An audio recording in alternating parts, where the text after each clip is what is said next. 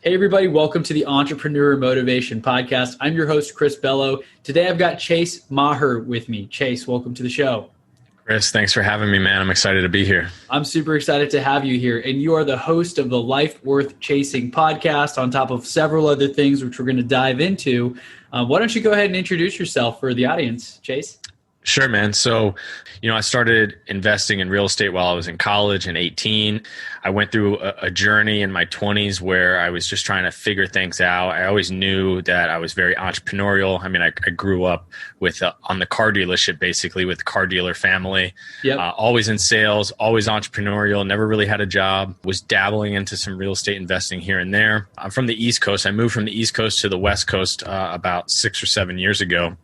And traveled around, just surfed for a couple of years, kind of living frugally off the rental properties. And then I became a realtor, and I was a full-time realtor with Keller Williams and then EXP for 2 or 3 years in there. Was selling, good high-end homes in San Diego. I found myself making plenty of cash, but I wasn't fulfilled. I wasn't truly enjoying myself. And I remember just being super stressed out all the time, wearing the suits that didn't really fit who I was, trying to, impress these really wealthy people selling their luxury homes. I kind of had two niches. I was doing luxury homes and finding deals for investors. And I remember about 2 years in, man, I was thinking to myself, everybody that's in the luxury homes seems miserable. All the investors that I work with seem super happy and they're living a great lifestyle. Why am I doing what I'm doing? And that combined with, and we can talk to it about it, that combined with a conversation I had with somebody that was very close to me, I decided December 2017, January 2018, that kind of time frame, to completely scrap what I was working on as an agent and build a location independent business and lifestyle. And I've just been on that journey ever since. And then I have the podcast to kind of share my journey and bring on other people that are living similar lifestyles as well. I love that. And I resonate with that a lot because when I was starting my podcast, I'm sure you thought this too, who am I to start a podcast? I didn't really make it yet. And so I kind of just document the journey. And so it's really cool to meet other people that are doing the same thing. And before we hit record too, we were just talking about it. Even if we do achieve our goals, we're just going to move the goalpost. That's how high achievers usually are. It's not like we ever really make it. And so it's kind of fun to document that journey. And I'm actually in real estate right now. I started on the wholesale side, got my license, am seeing some success, 5 executed contracts last week alone. But, people calling me all the time and I'm like, oh, I don't, certain sellers' names will ring and I'm like, I feel that pit in my stomach. I don't want to talk to this person right now. It's not going particularly well. Trying to struggle through, how do I figure out how to be more location independent? I haven't really told anybody yet, but my girlfriend and I were planning on moving to Colorado. My house is for sale. And I'm like, how am I going to keep my Houston business? And I'm just seeing all the success and I want to move. And then is it going to turn off future clients when they're like, oh, you're not even living there? You must not know the market anymore, right? So all those things are going through my head now as well. But I'm kind of chasing after what you're chasing after. I want location independence. I want to be able to up and leave and move to Bali for a year and have digital products. And that's been my focus all along. I've never intended on being a realtor in a certain market for 30 years and just dying here and going to church down the street and stuff. That's not me. Anyway, this isn't about me. This is about you, man. But I'm just really resonating with what you said there during the intro. Are you living in California now? Where did you say you're at now? I actually just moved out of San Diego 2 weeks ago. Okay. I'm in Canada for a month to visit my girlfriend's family. They're Canadian. And Cool. Then in middle of January, we're moving to Miami. And in Miami, we'll be hanging there and then spending some time in Puerto Rico, spending some time in Canada. And then my sister lives in Bali. And so I'll be doing a month every year in Bali. So pretty much everything you just shared, a lot of it's resonating. Maybe I'm maybe a year ahead of what you're planning on doing. Who knows? That doesn't even matter. But a lot of it resonates. That's awesome, man. And the thing is, everything can change. Just speaking about Miami, I have a friend who was just there. And I don't know what exactly he's been up to, but I've interviewed him on the show and literally he met a couple people, hanging out with influencers. The game has changed and now he's driving Lambos and stuff in Miami and flying to places for a weekend. And I'm like, man, what did this guy he just transformed his life in 3 months, it looks like, because everything can change, right? Timeline's irrelevant. It's all relative to like, we're all on our own journey. You know, you may be a year ahead of me. I may be like 3 months ahead of someone else, but there's different learning curves, and maybe you might meet a mentor that gets you there faster. So it's really just interesting to see the journey and to kind of just like see where everyone's at. So I really appreciate, you know, connecting with people like yourself. So yeah, I know I said like, let's take this any direction you want to go. I mean, I love the location independence, like being intentional. Maybe we can talk a little bit about how did you start transitioning to building that lifestyle that you were wanting? Did you start just saying no to new business, and like how did that look like? Yeah, no, that's a great question. I think a lot of people are probably in a situation where maybe the grass looks greener on the other side. And so first you have to really assess, is the grass greener? How good do I have it? How bad do I have it? What do I truly want? I think you got to really nail down those items first. And so for me, at the time, like I said, I had two niches. I was selling 2, 3, 4, 5 like $1 million homes in San Diego. And I was also finding investment properties and double ending them, then relisting them. Right. And I hit this point, man, where like I had 3 or 4 super high end deals all crumble like right around the same time frame. It was over 145 grand worth of commissions that was in escrow. Everything was popping and it all fell apart. And I don't need to get into why it fell apart, but just deal by deal and like a 2-month span fell apart. And I was super bummed, super depressed. And I was visiting some family over Christmas time. And I was speaking to somebody, and that certain someone owns a business where they're able to not be that stressed out. They have a lot of delegation. They're able to do what they want. And now what they want to do is very different to what I want to do. But the key point is that they are able to do what they want when they want. So I'm thinking to myself, man, if I stay a realtor, I got to keep wearing the suits I don't like to wear. I got to keep, working all the hours that I don't like to work. And at the end of the day, my income is in the hands of, does that buyer or seller want to close, and do they close the property? I have no control. I have no recurring revenue. I have no, the margins aren't that high unless I'm just busting my ass. And that was around, December 2017, January 2018. So the first thing I did, man, was I just established everything that I didn't like.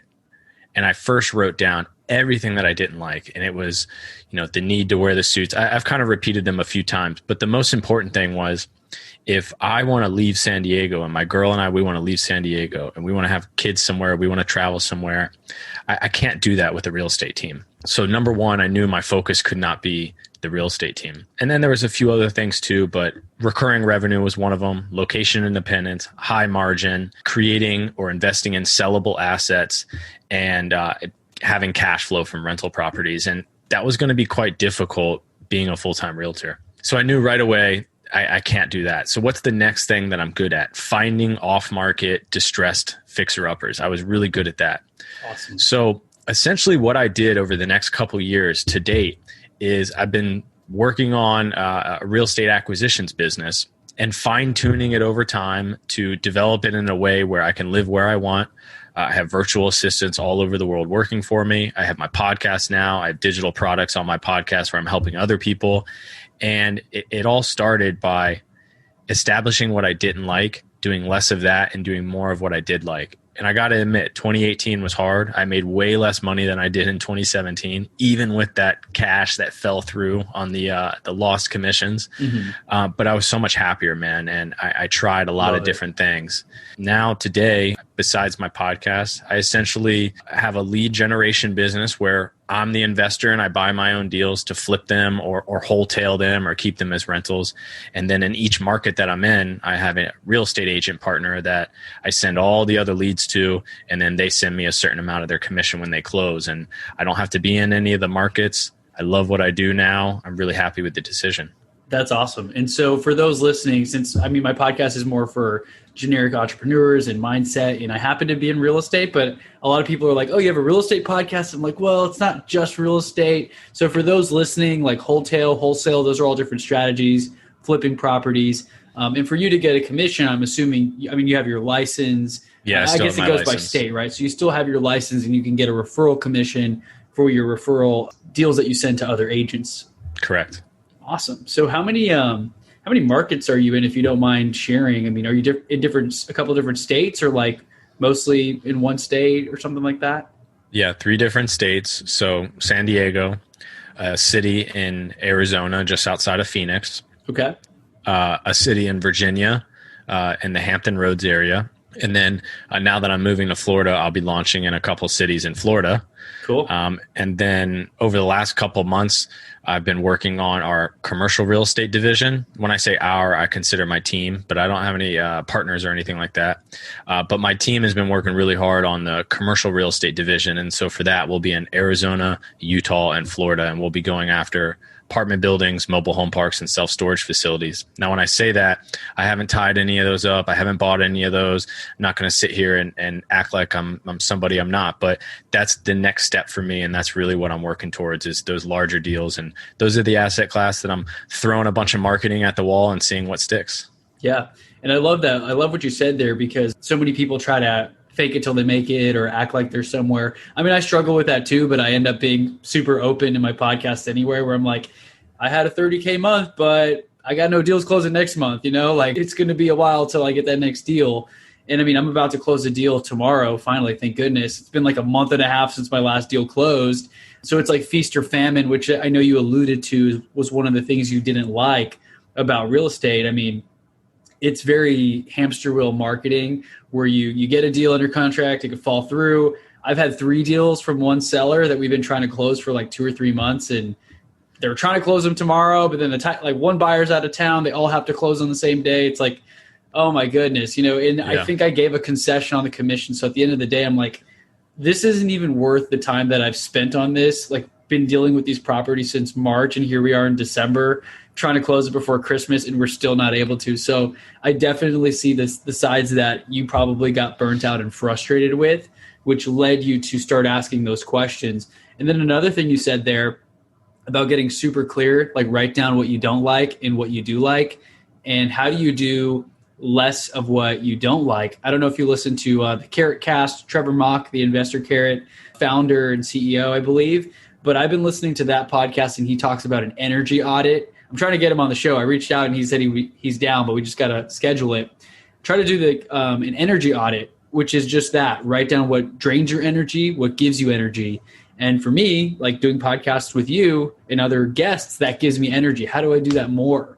And then what drains my energy, these calls, like these 3 deals that I haven't closed for 8 months or whatever, how do I do less of that and maybe delegate it or outsource it? So super cool to see what you've done and that you're in different markets. I guess my next question, when you say my team, like how big is your team? What does that look like? I'm sure it's kind of evolved over the years.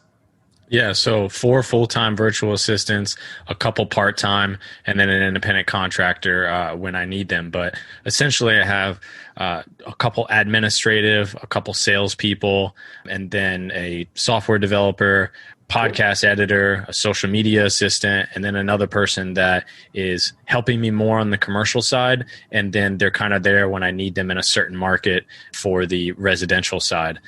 So it's growing, it's constantly changing, but I'm really happy with the way the team is structured right now. When I was in that time period in January 18, I knew I wanted to build remotely, and I wanted to own assets remotely, and I wanted to be able to have high margins with the management. And so I'm figuring a lot of things out, but right now I'm happy with things and we're growing, and I'm looking to hire more salespeople.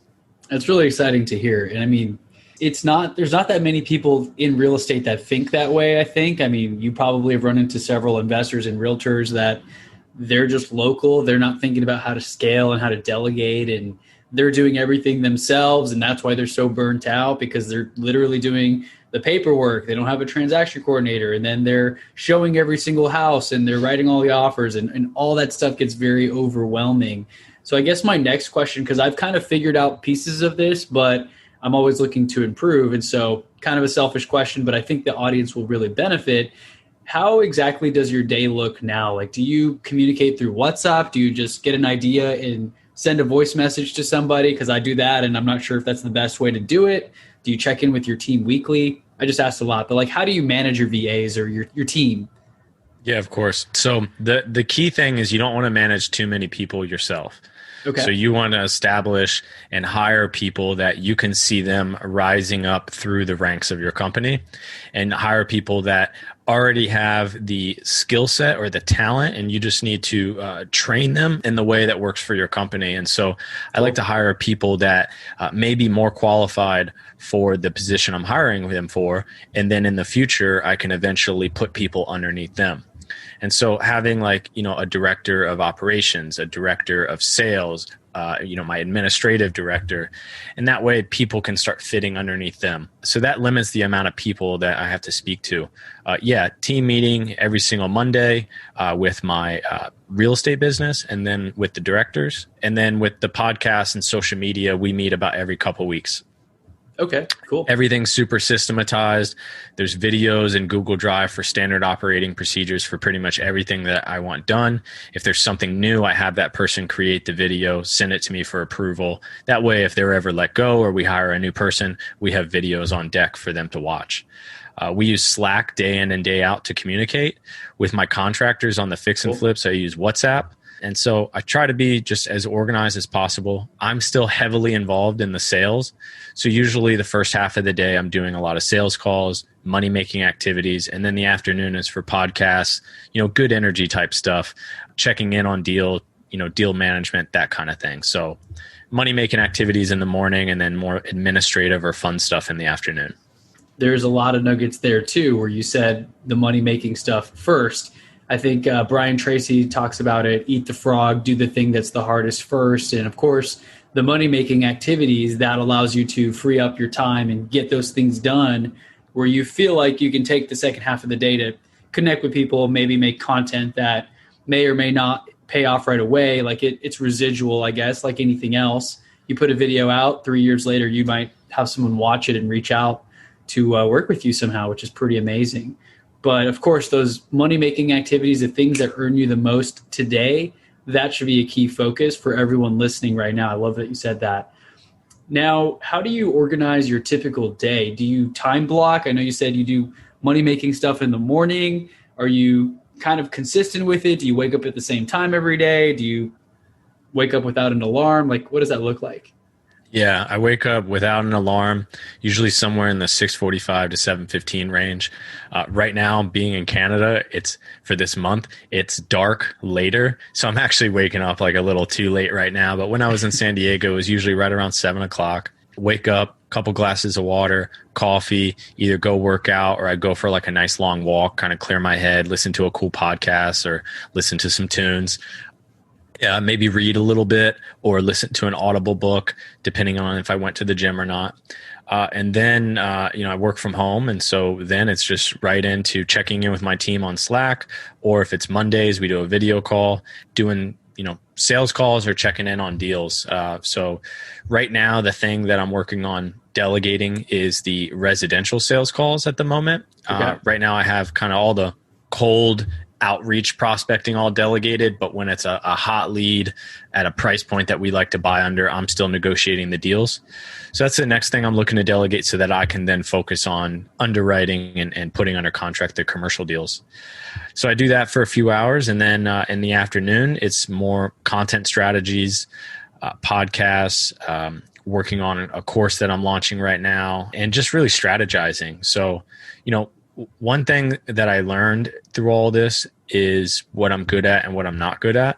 Mm-hmm. And so I like to try to stay in the seat of what I'm good at. That's sales, that's negotiating, that's marketing, and then delegate everything that's administrative, everything that is transactional. Those are all the things that I kind of lose where I'm at and I'm not the best at. So just keeping my day focused around that is what's really helped me quite a bit. That's powerful. And I think the nugget there for the audience to take away is that you are focusing on the stuff that puts you in flow, that you're good at. I mean, you don't need to be good at everything. You can have people around you or hire out those things. Like, I'm not sure if you're a great software developer, but I know you said you have a software developer who is on it for whatever projects you have them doing. And that's something that can be difficult for people to do at first. They feel like, I can't afford it. I need to save money and do it myself and learn it. But there's a learning curve, and then there's also opportunity costs associated with that. Like, if you were to take 2 months to learn how to code, you could have found someone and you focus on the money making stuff. I try to teach my parents this all the time. I'm like, guys, you're spending so much time cooking and grocery shopping and this and that. Like if you just focused on a high dollar like activity, you could afford the $5, or you wouldn't have to complain about the $5 fee that they charge to deliver the groceries to you. Let some other kid pick the groceries and deliver it to you, and just pay the $5 or $10 because you're saving yourself time. So lots of good nuggets here. Am I missing anything? Like, are there any questions that I should be asking you in terms of like optimizing your processes? Like, I'm cool to dive into whatever it is that you want to talk about.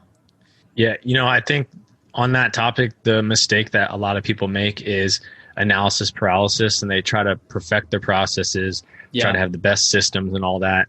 I had Taylor Welch on my podcast, and he said something really great. It was something along the lines of the person that has the best systems, best processes, all their SOPs are perfectly detailed. They have their schedule perfectly outlaid, and they focus on that, is going to get smoked by the person that's just out there hustling. Everything is a tornado behind them. Everything's on fire, but they're out there closing deals. It's much better to be the second person that has the tornado behind them, because then you can hire people to clean it up, or you can focus on cleaning it up when you have a lot of momentum. But you can have the cleanest business in the world, but if money's not coming in, it doesn't matter. And so for anybody listening that wants to get their system straight, if you're not making at least 10 grand a month, don't even worry about your systems. And then at 50 grand a month, start worrying about them a little bit more. And then as you get a little bit higher, that's when, you're really focused on delegating and having fine-tuned systems, because at that point you're trying to scale. But don't worry about scaling. Don't worry about systems if you don't have consistent month over month cash coming in. There's so many people who need to hear that message. I mean, I try to hammer that message home to other agents in my office, for example, that are so, maybe they had like the CPA mind, like the accountant mindset, where they're very detail oriented. It's not a bad thing. It's just the disc profile is different than those creating the tornadoes behind them. Because when you said that, I thought for a second, like maybe you had gotten it backwards until you explained it, because most people would think like, why would you want to create a tornado behind you and keep going? But then you said that if you're so busy creating your systems and you're not making any money, then what's the point? You're focusing on the wrong thing. And so that made me feel a little bit better, because I'm kind of the guy who creates the tornadoes, and I'm like, we'll figure it out, get the deals done, get the people on the phone, and all the little details and the problems, like, oh, we can't close. Why not? Let's figure it out. Let's get on a call. But I already have the listing agreement. I've got the houses listed for sale. That's the most important step. All the other problems, those would be there anyway, right? So focus on the value, focus on creating those opportunities, and then worry about hiring people to clean things up when you can afford that. So very, very good advice. Absolutely, man. Man, there's just so many different ideas and things that come to mind of like, oh, I need to tell my VA this, or I have like a main personal assistant right now. I don't really have titles or anything, but I'm getting a lot of great ideas on how to structure my team. But I do have like a podcast editor, someone makes the YouTube thumbnails. Are you using any like management tool like Asana or Airtable just to document checklists and things like that and assign tasks to people? Yeah. I've gone through the Trellos, the Asanas, and they're great, but right now I like spreadsheets and I like Slack, and you can have Zapier kind of send things over. And so that's what I'm using right now. It's not perfect. I'm just focused on making more cash right now, getting my sales department fully developed, and then I'll focus a bit more on, an Asana or a Trello or something like that. Yeah, that's been my biggest issue. I mean, this morning, for example, I had some time to kill, and I just wanted to make the ultimate 2021 dashboard for myself, like my goals, my dreams, my number of workouts, like the number of times I fast per week. I mean, it got very, very granular, but I already have been tracking these things on like 15 different Google Sheets. And I finally just said, let me put it in Excel, make like 3 tabs, and I'm going to make pivot table. I'm pretty good at Excel. I mean, I have some experience in that. I'm not sure if you're using Google Sheets, but I guess Excel is a little more powerful. If you export stuff from Sheets into Excel, you can make pivot tables and have like a dashboard with crazy charts and track month over month, year over year. That's the nerdy stuff that I learned in corporate before I quit the job. So thank you, corporate, for teaching me how to use Excel. Yeah. But was that the best use of my time? I didn't make any more money from doing that. It looks fancy. It's cool to track, I got a little more organized, but ultimately I could have made sales calls. I could have followed up with people. So, I mean, I had the time to do it this morning, but, let it be known that was that the best use of my time. For those in the audience who think maybe making their goals is the most important thing, you need to know what you need to do. Like, what's your goal? What's the focus, your clarity, like you mentioned. If you don't have that, you got to find that. But once you have that, go focus on bringing dollars in for your business. Have you done your 2021 goal planning? We're recording this on the 22nd of December, so I'm assuming you've already got your numbers dialed in and you know what you're focusing on next year. Yeah. So with me, man, I'm not like, I like goals, but I'm not one of those people that puts a whole lot of time and attention into just like this and this and this and like super detailed and all that. Yeah. I basically, month over month, I look at my business. And I have my operations assistant send me where our marketing dollars are going, how many leads we're getting, what's our conversion ratio, what's our cost per deal, what's our profit per deal, and all that. And then everything that's working, I just put more money into it. And so I don't have some super sexy system, but I put money into it until something breaks. And then once it breaks, I fix it. Then more money into it till it breaks. And when it breaks, I fix it. So do I have like some super advanced everything figured out for next year? No. But what I do know is I know which marketing channels I'm not going to use anymore, which marketing channels I'm going to double, triple, or even more, 3, 4, 5x the amount and spend, who I need to hire, when I need to hire them by. And then I'm solely focused on knocking down my first big commercial real estate deal. So I kind of work more off short term and then review every month and just increase what's working, fix what's broken, and drop what's not working. And that's pretty much it, man. I love it. So it's very lean startup, like scrappy approach in terms of just pedal to the metal, make things happen, bring the money through the door. I had the same conversation. I was leaving this office the other day. I'm at my brokerage office in one of these little like prospecting rooms. It's just quiet to record in. Looks like a Keller Williams. Yeah, it's a Keller Williams office over here for sure in Houston. And so I was leaving, and one of the coaches was in his office doing a Zoom call with some of the people that he coaches. And I was getting coached from him originally, but then I kind of like outgrew that level of coaching, I guess. I'm looking for some sort of mastermind or something now. But I was walking by, and he's like, hey, like come over here, Bello. He just called me by my last name. And he told me to say hello to the people on the Zoom call. And he's like, Chris, like how much have you closed this year? And I was just like you. I was like, dude, no idea. I have no idea how much I'm closing, but I just got 3 or 4 deals under contract. Like that was last week before I got the extra 2. So I got 5 executed contracts in like 48 hours. But there was some power to that. I hope the message resonated to those on that Zoom call. It was like, I don't know what the numbers are. I'm going out, all out every day. And wherever the numbers fall, I'll find out when the report gets published. But did I make Rookie of the Year? I'm not sure. I'm just doing the best I can.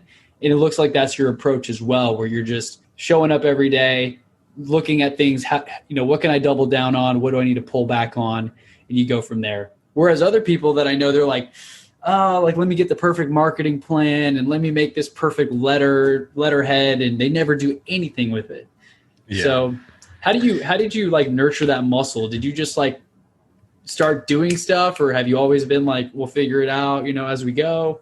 First thing on the Rookie of the Year at Keller Williams, I was Rookie of the Year at my Keller Williams 2016, which is pretty cool. Dude, I'll tell you what, man.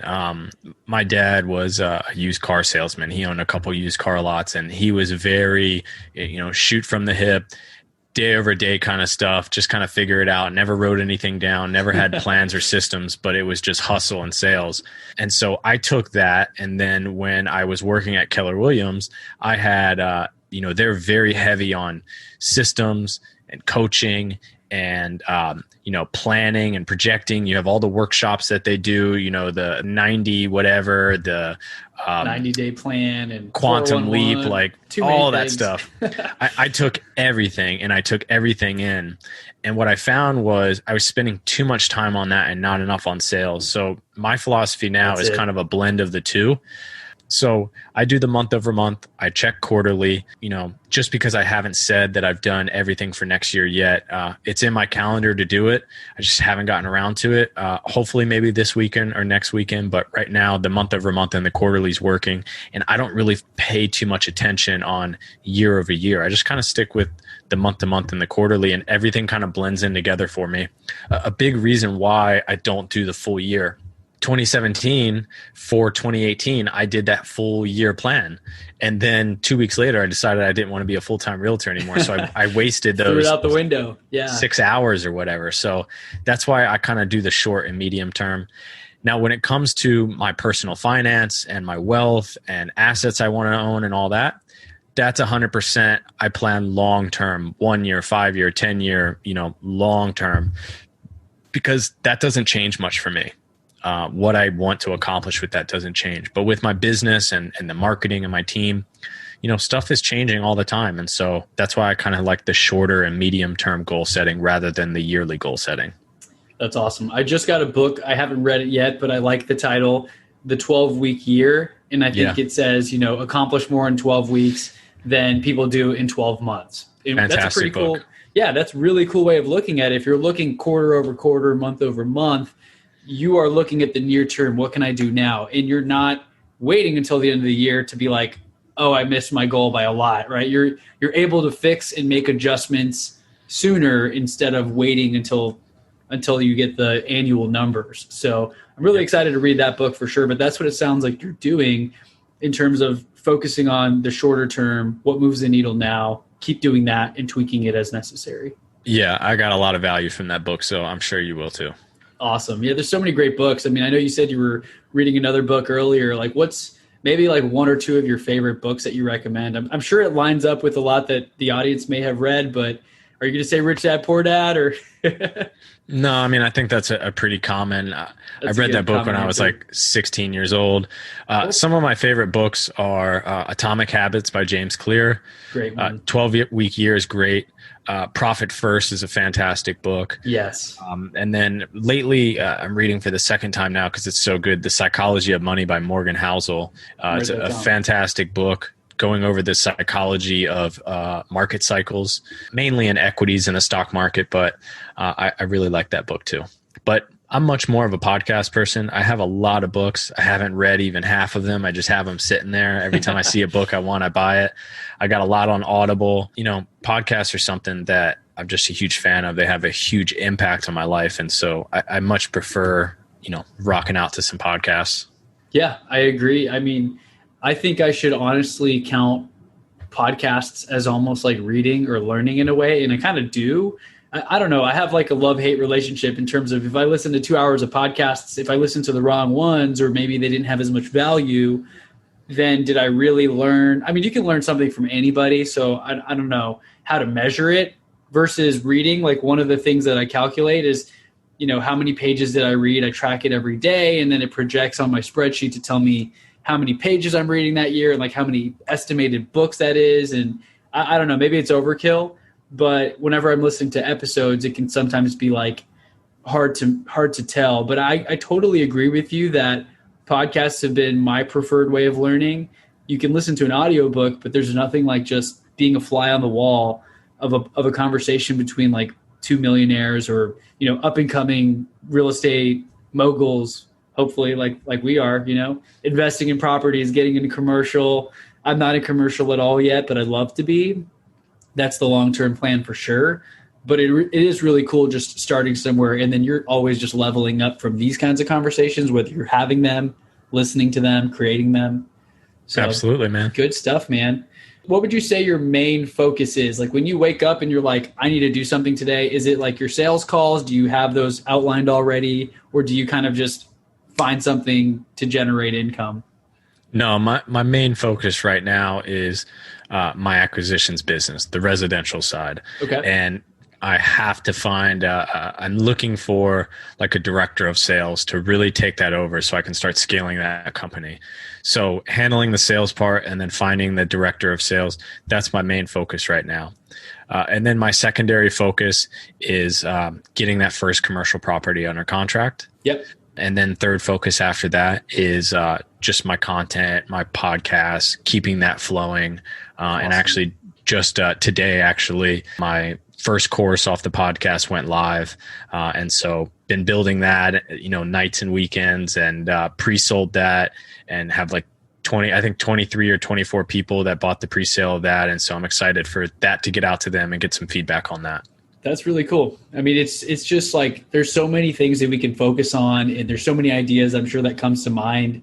So being able to actually structure your day, that's probably the hardest challenge most entrepreneurs have is you got a million ideas. How do you execute on them? What do you focus on? And how do you keep yourself focused on it long enough to achieve success, get the right people in place, scale things up by having, a director in place to manage that. I definitely am finding some of the holes in my processes in my business where I'm like, oh, I don't have that yet. That would be helpful to get my hands off. If the seller could just call someone else instead of me, that would be cool for updates so that I wasn't like, oh man, my iPhone, my Apple Watch is buzzing and he's texting me waiting for a response. Sorry, it's going to be 2 hours because we're talking here for my podcast and then for yours. But cool, man. Like, what are some of your hobbies? Like, have you found, I know COVID and stuff may have like changed some of that, but do you like going to networking events typically, or is there anything you particularly like to do? You're more like introverted, you like keeping to yourself? No, I'm not even that introvert, but networking events I think are a waste of time, man. And here's why. When you go to a networking event, think about who is at a networking event. People that need to be networking. All right. You know what the best networking tool is? Going out there and just killing it in your business and being an interesting person on social media. So true. That's the best networking because people want to network with you. But when you go to a network event, I mean, maybe somebody else has had a different experience, but almost everybody that I know that is really killing it, they're not going to networking events. They're networking with other people that are killing it through social media. They see them killing it. They reach out, they vibe a little bit. They jump on a call. How can we help each other? How can we chat? Then maybe they go surf, maybe they go golf, whatever, So I think networking events are largely a waste of time. I'm on Twitter a lot. That's kind of like where I communicate with a lot of people. There's a great real estate community, a great wealth and investing community, and a great entrepreneur community on Twitter. So just posting what I'm doing, content's really easy when you're doing stuff. And so just posting there, asking questions, providing feedback, that's kind of my networking. And then aside from that, man, I love to surf. I love to travel for surf. That's why I moved to the West Coast in the first place. And so between that and staying healthy, going to the gym, and I just, I love to work. I love my business and my podcast. So those are really my my hobbies. And then obviously my girl and family and friends. But at the end of the day, if you just go out there and produce, other producers will take note and you'll take note of other producers. And in my opinion, that's by far the best way to build a network. Hell yeah. That really resonates a lot. I mean, I wish I had heard that earlier because, when I was working with a wholesale company, like to get my feet wet in real estate before I went off on my own and got my license, they were like, go network, meet people, bring lunch for real estate agents, like find off-market properties and pocket listings. And I was going to like 3 networking events a week. And I met some people that I stayed in touch with. I've made some friends that were, pretty fun to hang out with and like knowledgeable in their subjects. But like you said, high performers, they're not there. They're having different conversations, at the lunch table or like in the office or Zoom calls with 2020 right now. But that's so true. I love what you said about high producers will take note of other producers and they'll reach out, initiate a conversation, get on a Zoom call. And that's where the magic happens. I just talked to someone right before we got on the call, and he said right now, just from building a business, he's been doing it 16 years, but they do a lot of industrial real estate. And right now with their like CRM, the contacts they have in there, they're able to send an email out and raise like $7 million in a week for a project, which that you're not going to necessarily find unless you're really hammering out networking events over and over and over again. We've all been in networking events where people are pitching you financial services and like healthcare and real estate too. Let's be real. There's lots of real estate agents out there. And it's just kind of annoying. It's like people putting their card in your hand and maybe they just got their license like a week before, it's like. Yeah. With COVID, it's harder. But before that, I loved going to like high level live events that were niche to the industry I wanted to learn about. Yes. Joining a mastermind, I've been in a couple different masterminds and you can build a great network that way. But the thing is don't be the person, and for everybody listening out there, don't be the person that is like addicted to learning, because the magic happens in producing. And so if you go and you're like an event junkie or a mastermind junkie or a course junkie or a book junkie, but you never produce, you're just going to be a junkie and you're not going to get anything done. And so even in today's world with COVID, it's harder to build a network. It's harder to, be at these types of events. And so the people that are going to take advantage of this opportunity that we have of COVID, I look at it as an opportunity, are the people that are out producing everybody else. Because when we come out the other side of it, you're going to look left and right, and there's only going to be a few people to the left and the right. And the ones that are going to be there are the ones that are worth having that conversation with, and they'll take note of you as well. That's awesome. That's just motivating. I mean, for everyone on the call, I've had a few people say, like, on my Facebook feed or Instagram, I follow a few people from, friends from high school and things like that. And they're just like, oh, 2020 has been the worst. And like, it's just all this negative stuff and just complaining and all the things that they've lost or how they've been impacted. And then you connect with people like yourself, where it's like, this is an opportunity. We're going to come out of the other side of this thing. And those on our left and right are going to be the ones who kept their head down, did the work, didn't come up with excuses, and gave it everything they could every single day. And that's going to really stand for something, for sure. Yeah. Every time I see that, I just block them. I'm like that too. You got to protect your energy. And whenever I see that, like, worst year ever, FML, screw my life, whatever, I just block them. I don't even engage. Block them, protect your energy. Like, literally, you don't have to be friends or follow people just because you knew them from high school or whatever. True. They work at your building. You got to protect your energy. And so one of the things that I feel like I've gotten so strict on the last couple of years is who I spend time with, who I talk to, what I listen to, what I consume. And, it can get a little crazy sometimes. And so you got to minimize the amount of noise so that you can really focus on what matters to you. Your life partner, your family, your business, and yourself. Those are the most important things. So every time you spend time and effort and energy elsewhere and it's just dragging you down, you're actually sacrificing the energy you could be putting into those other people and those other things that matter way more. So don't be afraid to just block and unfriend people really fast. Absolutely. And I heard something like, I guess somebody was talking to Gary Vee and they were like, well, my dad does that to me. There's always talking down on my dreams. And if you have a family member or someone who's close to you who is really negative in your life, I mean, you got to minimize the time spent with them, right? You can't just disown your dad or mom. I mean, I guess you could, but like, if it's a toxic relationship, then just minimize the exposure to that. You don't have to, I heard another quote that I love, you don't have to join all the battles you're invited to or something like that. Like, sometimes it's not even worth getting into an argument about a topic that's just like, something so small. I'm trying to think of an example, but the point is just basically guard your energy. Like you said, we've got a limited amount of energy. We're like a phone battery, and throughout the day it kind of gets drained, and some things drain it faster than others. And if you find things that give you energy, it'll give you that little boost to get through the second half of the day, right? These conversations, like you said, energize you in the afternoon, and you enjoy doing them. And so it doesn't feel like, you get to 10 o'clock at night, you're probably not even tired. I'm like, man, that was fun. I'm doing very few things that drain my energy anymore because I'm delegating those out. And that may not be the thing that drains someone else's energy. Maybe to them, it gives them energy. I'm not sure. We're all different. 100%, bro. I love it, man. I think that's something that's not talked about enough, not shared enough, about how important, our time and attention is. And time and attention is where our energy is going. It's just so important. Too many people are just kind of going day by day, being like crabs in a bucket and allowing other people to pull them down. And, right. It could not, there's nothing more damaging to your future and to what you got going on than that. That's so true, man. Well, I know we're kind of nearing the end of the hour. Is there anything else you wanted to talk about or touch on before we switch and then I'm on your show? No, not really, man. That's pretty much it. I've had a lot of fun. I appreciate you bringing me on.